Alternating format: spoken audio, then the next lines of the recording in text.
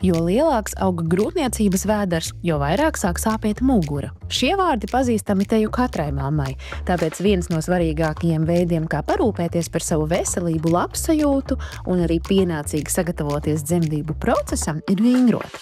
Mani sauc Laura, es gaidu pirmo bērnu, un mums būs dēls, un viņš ir ļoti aktīvs futbolists. Jau 30. nedēļa tātad sācies dekrēts, un es arī aktīvi sāku nodarboties ar fizioterapiju, jo tomēr mugura dod par sevi rādīt, jo puisītis liels aug. Es jūtu naktīs, man grūti paliek gulēt, krusti sāk sāpēt, un liekas, ka sāpes uz gurniem pilnīgi aiziet, un tad vienu brīdi likās, ka jau uz kājām uz lejiet, bet tas vēl bija jau tādā 16. 17. nedēļa, tad es nopirku lielo spilvenu un it kā paliek labāk, bet joprojām es jūtu, ka kaut kas nav. Un tā kā es pirms palika stāvoklī ļoti aktīvi nodarbojos ar sportu, nolēmu, kad vajadzētu atsākt kaut ko darīt. Protams, zālē tādos apjomos vairs nerpas par to, tad es domāju, fizioterapija ir tas pareizākais ceļš, jo arī man ieteica draudzenes, kurām jau bērni, un arī ārsts, mans ārstējošais ginekoloģi, kad tomēr fizioterapija ļoti daudz ko dos arī pēc tam jau, ka būs piedzimis bērniņš, būs vieglāk viņu turēt, nesāt, barot, ucināt, ja sāpēs vēders, nevarēs aizmigt, tāpēc tas bija iemesls, kāpēc nodarboties ar fizioterapiju, kamēr piedzimis mazais. Lai vingrojumus veiktu atbilstoši savam veselības stāvoklim un nepieciešamībai, visus vingrojumus pirmo reizi jāveic kopā ar fizioterapeitu, lai vingrošanas laikā savam ķermenim palīdzētu, nevis nodarītu pāri. Labdien, mani sauc Kristīna.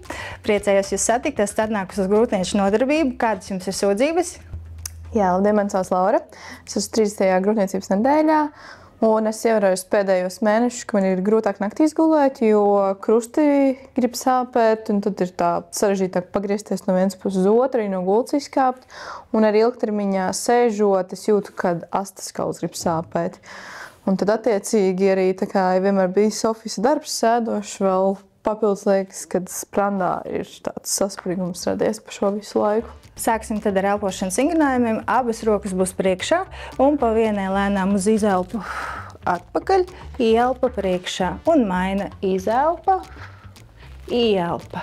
Jā, pleciņi lejā, izelpa, ieelpa. Jā, rokas uzliekam uz gurniem un izapļojam uz vienu pusi mierīga ieelpa, izelpa. Jā, kustības nelielas. Nav diskomforta? Nē, tieši patīkami.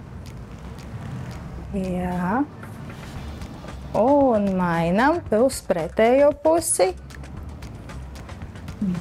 Turam muguriņu taisnāku. Jā. Mierīgi ieelpa, izelpa. Jā.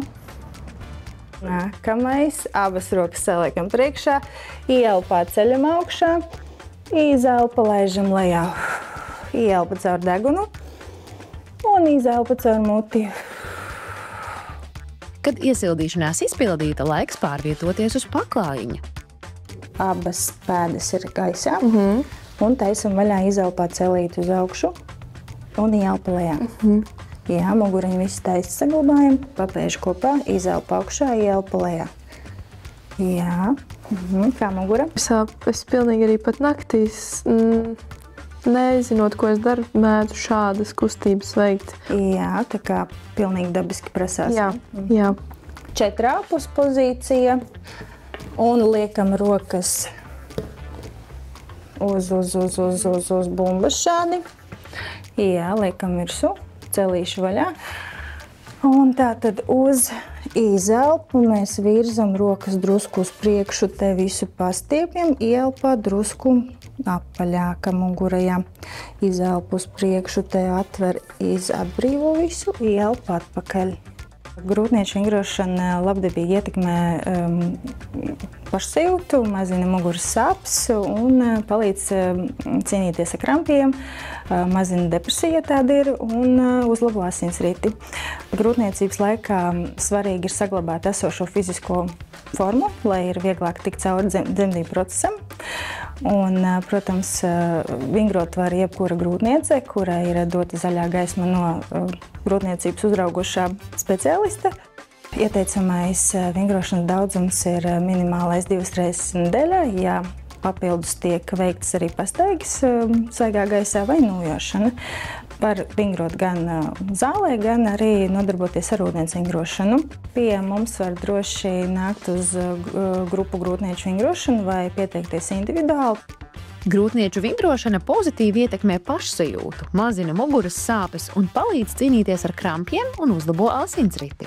Ja ārsts ir atļāvis, tad vingrot grūtniecības laikā drīkst līdz pat dzemdību dienai. Ieteicams to darīt 2 reizes nedēļā. To visveselīgāk apvienot ar nesteidzīgu pastaigu.